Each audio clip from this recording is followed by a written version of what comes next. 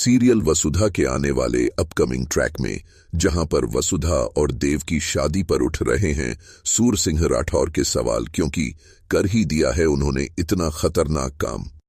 तो दोस्तों, जहां पे जैसे तैसे एक दिन गुजरा वसुधा, देव और अविनाश का दिव्या के घर पे जैसे तैसे पिटपिटाते हुए अविनाश भी तबेले में सोने चला ही गया था और देव भी तबेले में ही सो रहा था अपने भाई के लिए। लेकिन दिव्या ने वसुधा को ऑफर किया उसके कमरे में सोने के लिए, क्योंकि ऑब्वियसली वह दो लड़कों के साथ सो नहीं सकती, क्योंकि उनका रिश्ता तो अलग ही है। क्योंकि उन्होंने जो सूर सिंह राठौर को बताया है वह तो केवल एक काल्पनिक रिश्ता है। उस चीज को पुष्टिकरण करने के लिए दिव्या पहुंच जाती है वसुधा के पास और उसे ले जाती है अपने कमरे में सुलाने के लिए। लेकिन हो जाती है यहां पे बड़ी गड़बड़, क्योंकि सूर सिंह राठौर यानी हमारे दिव्या के पिताजी पूछ लेते हैं कि आखिरकार यह लड़की तुम्हारे साथ कहां जा रही है। तो दिव्या सक पकाती हुई जवाब देती है और डर जाती है कि आखिरकार मैं क्या बोलूं। वहीं पे अब वो वसुधा को कहती है कि मेरे रूम में सुलाने के लिए मैं इसको लेके जा रही हूं।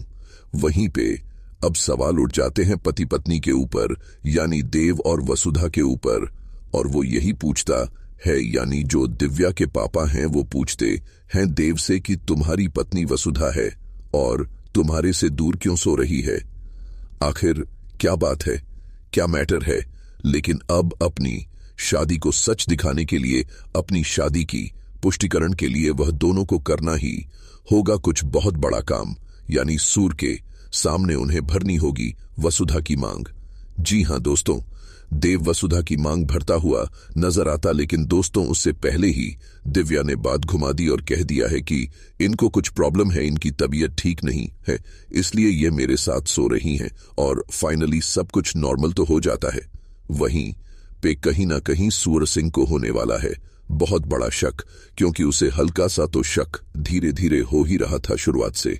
धीरे धीरे वो शक अब सच में बदल रहा है, क्योंकि जहां पे सूर सिंह राठौर का बेटा उसे बताता है दिव्य और अविनाश वाली बात, जब यह बात पता पड़ती है तब तो हाहाकार मचता हुआ नजर आने वाला है। और अब धक्के मार के बाहर निकाल दिए जाने वाले हैं अविनाश, देव और वसुधा, और अब पहुंचने वाले हैं वह वापस से अपने घर उदयपुर। वहां पे जाने के बाद वह बहुत दुखी होते हैं और अब शादी का मंडप भी सज चुका है करिश्मा रानी और अविनाश का।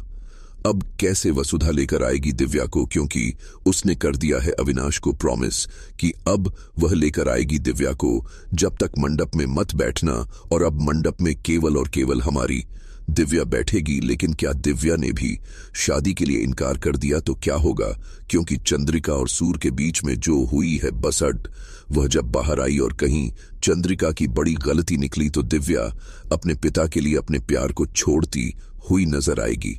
ड्रामा काफी खतरनाक आएगा, इसलिए लाइक पे लाइक करते रहिए। आप लाइक नहीं करते हैं